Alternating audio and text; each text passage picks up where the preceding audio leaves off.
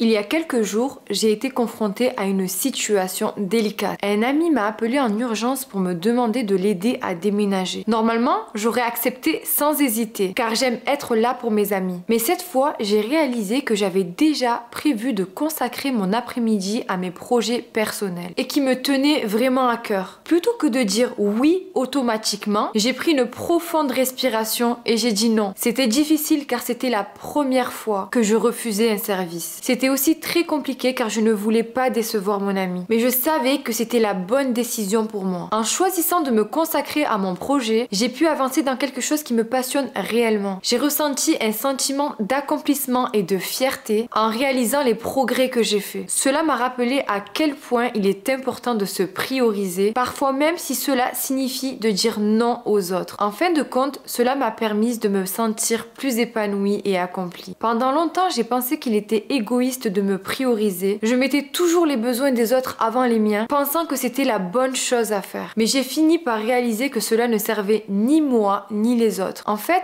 en négligeant mes propres besoins, j'étais moins disponible émotionnellement et physiquement pour ce qui compte pour moi. Cette expérience m'a vraiment fait réfléchir sur l'importance de s'écouter et de respecter ses propres besoins. C'est un aspect crucial de l'amour de soi et de la mise en priorité de sa propre vie. Dans cette vidéo, je vais t'expliquer pourquoi il est très important de te prioriser dans ta vie et je te donnerai 4 conseils secrets pour y parvenir. Reste jusqu'au bout. La première astuce pour s'aimer et se mettre en priorité est d'établir des limites saines. Apprenez à dire non lorsque vous êtes surchargé ou lorsque quelque chose ne vous convient pas. Cela ne signifie pas être égoïste, mais plutôt se respecter et respecter ses propres besoins. Les personnes qui vous aiment vraiment comprendront. Par exemple, si vous avez un collègue qui a tendance à vous solliciter en dehors de vos heures de travail pour des tâches qui ne sont pas urgentes et qui concernent le travail, au lieu de répondre immédiatement à ces demandes, vous prendrez le temps de définir des limites en expliquant poliment que vous avez besoin de votre temps libre pour vous reposer et recharger vos batteries. Et vous proposerez une solution comme par exemple se voir pendant les heures de travail pour en discuter. Astuce numéro 2. Pratiquez l'autocompassion. Prenez le temps chaque jour pour pratiquer l'autocompassion, que ce soit par la méditation, par le sport, par l'écriture d'un journal.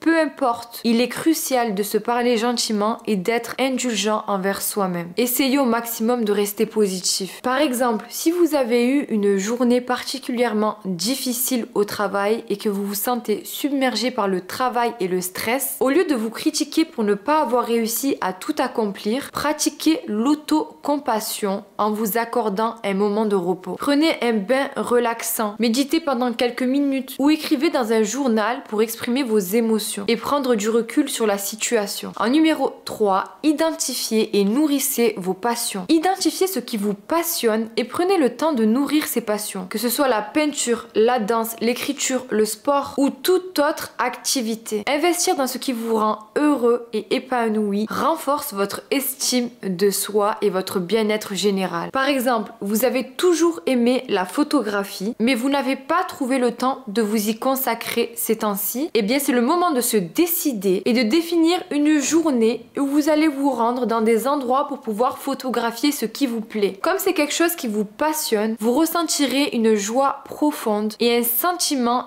d'accomplissement qui vous motive à continuer. En numéro 4, priorisez votre bien-être mental et physique. Prenez soin de votre bien-être physique et mental en vous alimentant sainement, en pratiquant une activité sportive et en accordant une attention particulière à vos besoins. Se sentir bien mentalement et physiquement est crucial pour cultiver un amour-propre durable. Par exemple, vous avez pris l'habitude de sauter des repas ou de manger rapidement devant votre bureau pour terminer votre travail plus rapidement. Vous réalisez que cette habitude nuit à votre santé et à votre bien-être. Vous décidez donc de planifier des pauses déjeuner régulières pour préparer des repas équilibrés à l'avance ou pour vous accorder le temps de vous rendre dans un café à proximité pour faire une pause générale. L'alimentation est votre moteur. En prenant soin de celle-ci, vous vous sentirez plus énergique et concentré tout au long de la journée. Voilà pour ces astuces secrètes